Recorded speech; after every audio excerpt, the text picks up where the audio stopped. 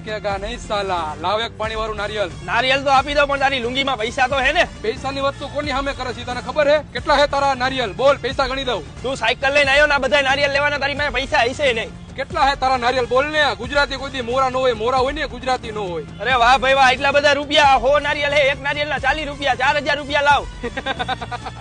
ખાલી 4000 રૂપિયા? હાલે 5000 રૂપિયા